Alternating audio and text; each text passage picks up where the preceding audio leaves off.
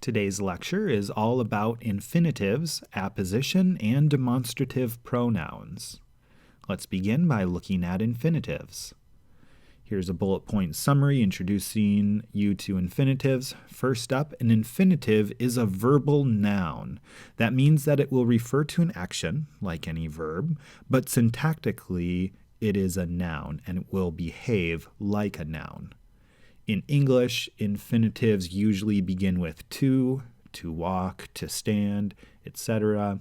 For Hebrew, infinitives show no inflection whatsoever. They don't inflect for person, gender, or number. There's only one infinitive form, which is really, really good news. And finally, the default way to form an infinitive is to have the three root consonants and give it an uh-oh vowel pattern. A shva followed by a cholam. But this isn't the lecture about how to derive the infinitive form. This is more about the functions of the infinitive. So there are four main functions of an infinitive that I'll introduce you today. I won't always give the infinitive to do whatever translation in English. There's not necessarily a one-to-one correspondence between these two languages, but I want you to understand that syntactically the infinitive is acting like a noun. And like any noun, it can be the subject of the verb, as in number 1. I'll read it. Lo tov hayot ha'adam levado. Not good, and what is not good? The man being alone. This whole phrase, introduced by the infinitive, is the subject of what is not good. Or the infinitive can be the object of the verb, as in number 2. Hine lo yadati daber. Behold, I do not know to speak. Daber, for speaking, is the object of the verb yadati, what I don't know how to do. Or number 3, the infinitive can provide the purpose of the verb. Lizboach ladonai bati. To sacrifice to Yahweh I have come. The reason I came is to sacrifice. And notice here the infinitive is preceded by the prefix preposition la, so the infinitive is the object of the preposition, just like any noun would be. And here this prepositional phrase with the infinitive is the purpose of the verb, the reason why this person came. All right, so to recap before I explain number 4, number 1, the infinitive can be the subject of the verb. Number 2, it can be the object of the verb. 3, it can provide the purpose of the verb. Or number 4, it can explain the verb. Chatatem la'asot hara be'enei Adonai. You all sinned by doing the evil in the eyes of Yahweh. Now, these last two functions of the infinitive, purpose and explanation, usually they'll be preceded by a la preposition, but not always. You could have that function with just a bare infinitive, but usually you're going to see the prefix preposition la. And next, apposition. Apposition is when you have two nouns or two clauses that stand side by side, and the second one explains, restates the first one. For example, I could say my wife, Marissa, where in English when we write this out, usually you have a comma between the two nouns that are in apposition, and the comma communicates namely. So my one wife, namely Marissa. Now this whole thing about two nouns staying side by side, they could be in apposition. This is actually different from what I told you a few weeks ago, that when you notice two nouns standing side by side, assume a smichut. Remember what a smichut is how you state of relationships between two nouns. So how do you say in Hebrew the gold of the king when Hebrew doesn't have a word for of? Hebrew binds these two nouns together. Zehav hamelech. And when it binds the two nouns together, usually you have initial vowel reduction in the bound word. So one way to recognize a smichut is recognizing that you have a bound word. Remember, free is the flashcard form that you have memorized. Bound is the first word in a smichut. So you can have initial vowel reduction like here, a shva and a patach. You can have syllable reduction 2 instead of 3. Here is vowel reduction again, but you won't always get vowel reduction. Here it's spelled the same. You can recognize a bound word by vowel reduction or by suffix change. So tserayod is a unique plural suffix for a plural bound word, or patach tav is a unique suffix for a singular bound form.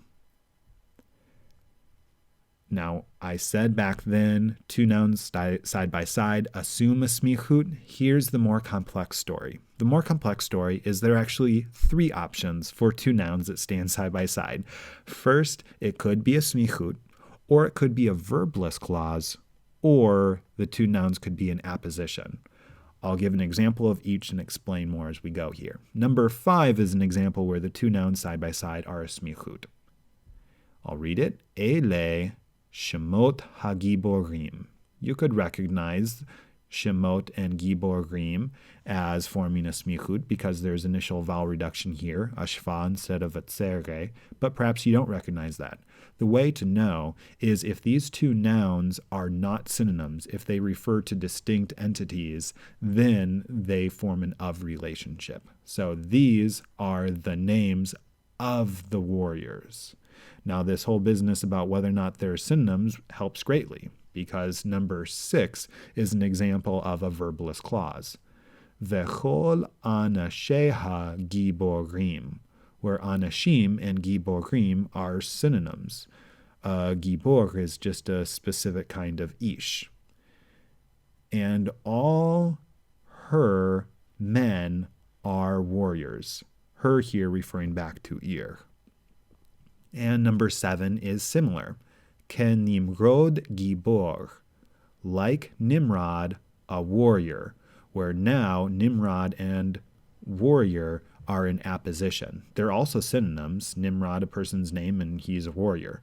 So, how do you recognize whether you have a smichut? If the 2 nouns side by side are not synonyms, it's a smichut. If they are synonyms, then it could either be a verbless clause or the 2 nouns could be in apposition. And only context will tell you. Actually, in order to be definitive, we would have to look at more context than what I've given you in 6 and 7. All right, this whole thing about 2 nouns side by side, are they in apposition or do they form a smichut? This actually makes sense of all of these forms for the numbers that we saw a few weeks ago. Remember, number 1 is syntactically an adjective, so there's only one form, and it works like an adjective where it always occurs after the noun it modifies and the article agrees. 2 through 10 are nouns. And whenever you say 2 of something, there are actually 3 different ways that you could say it, or 3 of something, etc. You could use the free form shnaim, and then it would be in apposition to the noun that it modifies. Shnei is the bound form, and then it would form a smichut with the noun that it modifies. Let's say you use shnei susim. Shnei has to occur first because it's the bound word. And translation literally would be 2 of horses, but you just say 2 horses. Now, when they're in apposition, so if you use a free form, then the number and the noun can be in either way. So shnaim susim and susim shnaim both mean 2 horses. Literally, it would be 2, namely horses, or horses, namely 2 of them. So this is the one exception to the rule that I just gave you. If you have 2 nouns side by side, if they're not synonyms, it's a smichut. If they are synonyms, then it's either a verbless clause or it's apposition. Here's where actually you can get both varieties, apposition or smichut, with the same 2 nouns. But here, it doesn't matter whether you recognize it as apposition or smichut. You would translate each one of these as 2 horses. And finally, the demonstrative pronouns. Hebrew is like English in having a full set of near and far demonstratives. You'd use a near demonstrative if you're referring to something next to you, this thing or these things right by me. You use a far demonstrative if you're referring to something far away from you, like across the room, that something or those things. You already know your Hebrew near demonstratives, ze, zot, for singular things, ele for plural things that are close to you. The far demonstratives are actually identical in form to the subject pronouns.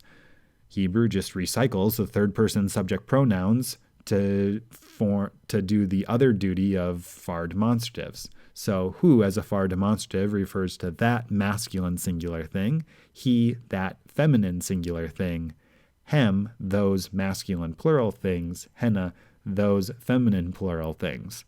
So no new forms to memorize. That's good news. The bad news is now we've got the same form with a double function. So how do demonstratives function? There are two functions of a demonstrative. Either the demonstrative describes the noun or it takes the place of a noun. When a demonstrative describes a noun, it will always have the article and it will always occur after the noun, like an attributive adjective. Number 8, asita et hadavar hazeh, where ze has the article and occurs after the noun, so it's describing the noun. So you, a man, did this thing. Or number 9, same thing, min ha'anashim hahem, or here we have hem with the article, so we actually know with the article that it's not the subject pronoun, it's a far demonstrative, and it's describing the noun because it's also after. So from those men. The other function is that the demonstrative could take the place of a noun, and in this case, it will never have the article, and it can occur anywhere in a sentence. Ele v'nei Cham. These are the sons of Ham. And another occurrence of a demonstrative taking the place of a noun, ma zot asita lanu. What is this that you have done to us? So that's the points for today. Far demonstratives recycle the third person subject pronouns. Two functions of a demonstrative, whether near or far. A demonstrative can describe a noun. If so, it will always have the article and it will always occur after the noun. Or the demonstrative can take the place of a noun and it will never have the article and it can occur anywhere in a sentence.